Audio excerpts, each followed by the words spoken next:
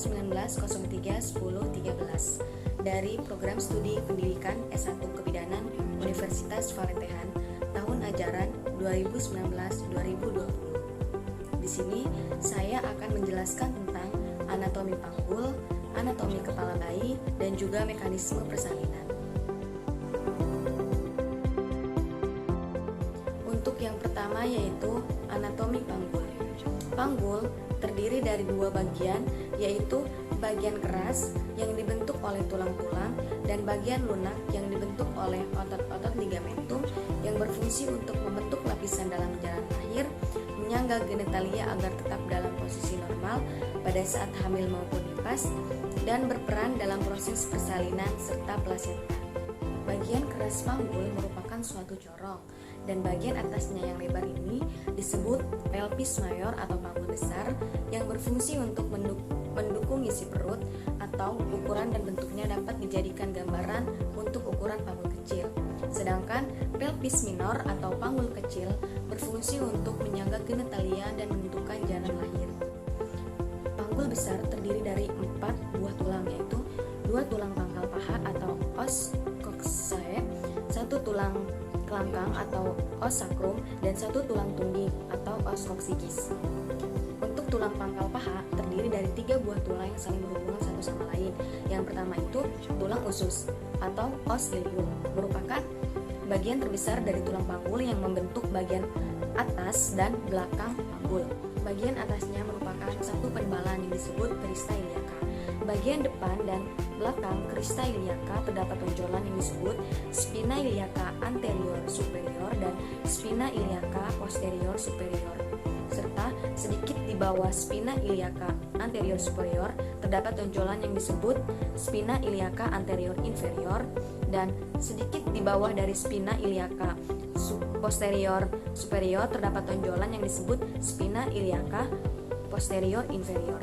Pada tulang usus terdapat satu jalur atau lajur yang membatasi antara panggul besar dan panggul kecil yang disebut linea innominata. Yang kedua yaitu tulang duduk atau os isium, terletak di sebelah bawah tulang usus. Bagian belakang tulang duduk terdapat duri yang disebut spina ischiadica. Di bagian bawah spina ischiadica terdapat cekungan yang disebut incisura ischiadica minor. Dan bagian bawah tulang ini, tulang duduk, sangatlah tebal. Inilah yang mendukung peregangan kita pada saat duduk yang disebut tubur ischiadica. Yang ketiga yaitu tulang kemaluan atau os pubis. Tulang kemaluan terletak di bagian bawah depan tulang usus. Tulang duduk membatasi sebuah lubang yang disebut foramen ovulacrum. Tangkai tulang kemaluan yang berhubungan dengan tulang pangkal paha disebut ramus superior osis pubis, dan tangkai kemaluan yang berhubungan dengan tulang duduk disebut ramus inferior osis pubis. Ramus kiri dan ramus kanan membentuk arcus pubis. Selanjutnya yaitu tulang kelangkang atau os sacrum, berbentuk segitiga yang lebar di atas dan runcing di bawah, terdiri dari 5 buah ruas tulang senyawa yang saling berhubungan erat. Permukaan depannya berbentuk cekung dari atas ke bawah maupun dari samping ke samping. Di kanan dan kiri garis tengahnya ini terdapat lubang yang akan dilalui oleh saraf Frankenhauser dan pembuluh darah kecil yang disebut foramina sacralis anterior. Adapun permukaan belakang tulang sakrum berbentuk kembung, dan di tengah-tengahnya ini terdapat cuat-cuat duri yang disebut crista sacralis. Adapun di atas tulang sakrum ini terdapat tonjolan ke depan yang disebut promontorium. Selanjutnya yaitu tulang tungging atau os coccygeus. Tulang tungging ini berbentuk segitiga yang terdiri dari 3-5 ruas yang bersatu serta bersifat elastis. Yang selanjutnya yaitu panggul kecil atau pelvis minor. Jadi panggul kecil ini untuk menentukan tempat bagian depan anak dalam panggul, atau ciri-ciri dari jalan lahir itu ditentukan oleh 4 bidang, yaitu pintu atas panggul atau PAP, bidang luas panggul, bidang sempit panggul, dan pintu bawah panggul. Pintu atas panggul adalah batas dari pelvis minor atau panggul kecil. Bentuknya bulat oval, batas-batasnya adalah promontorium, sayap sakrum, kanan dan kiri linea innominata, ramus subosis pubis, dan pinggir atas simfisis.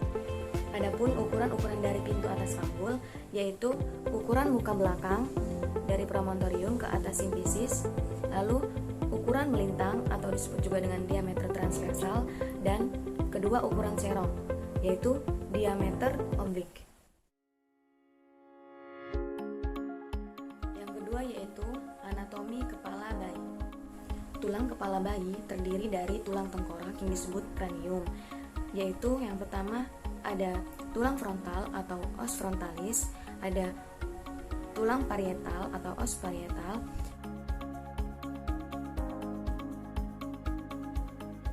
ada tulang temporal atau os temporalis.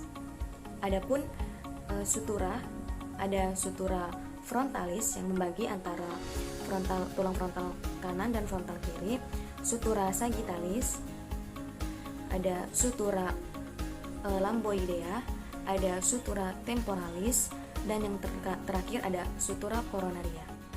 Tulang wajah bayi terdiri dari os frontalis, os nasal atau tulang hidung, os zigomatik atau tulang pipi, os maxillaris atau tulang rahang atas, dan os mandibularis atau tulang rahang bawah.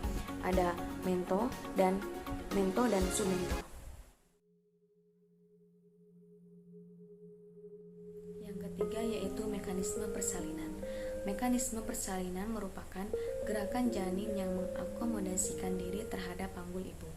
Hal ini sangat penting untuk kelahiran melalui vagina. Oleh karena itu, janin harus menyesuaikan diri dengan ruangan yang tersedia di dalam panggul. Adapun gerakan-gerakan utama dari mekanisme persalinan adalah sebagai berikut. Gerakan mekanisme dalam persalinan normal itu yang pertama adalah penurunan kepala bayi, di mana kepala bayi ini turun ke dalam pintu atas panggul. Di sini posisi kepala adalah synclistismus, di mana sutura sagittalis sejajar dengan sumbu jalan lahir. Lalu setelah itu semakin ke dalam sutura sagittalis mendekati promontorium yang disebut dengan asynclistismus anterior. Maka setelah itu kepala mendekati simfisis yang disebut dengan asynclistismus posterior. Karena adanya kontraksi atau his, kepala akan semakin turun ke bawah dan kepala mengalami fleksi, yaitu di mana dagu mendekati dada. Di sini kepala sudah mencapai os ischiadica dan tertahan. Dan secara otomatis kepala akan mengalami faksi dalam atau putaran faksi dalam yang bertujuan untuk menyesuaikan posisi kepala dengan bentuk jalan lahir. Seperti ini, putaran faksi dalam,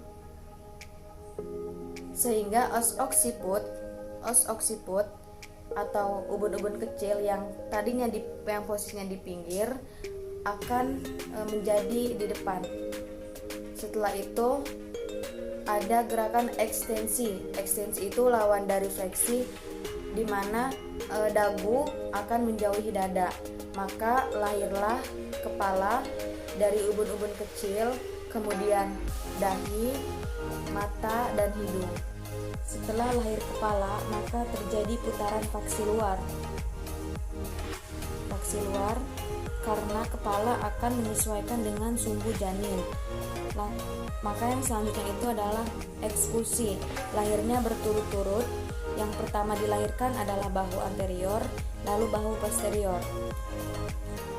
Selanjutnya letakkan tangan secara biparietal, tarik ke bawah untuk melahirkan bahu depan, dan tarik ke atas untuk melahirkan bahu belakang. Kemudian tangan kiri menyusuri bahu, bokong, sampai tungkai kaki. Itulah tadi pembahasan dari anatomi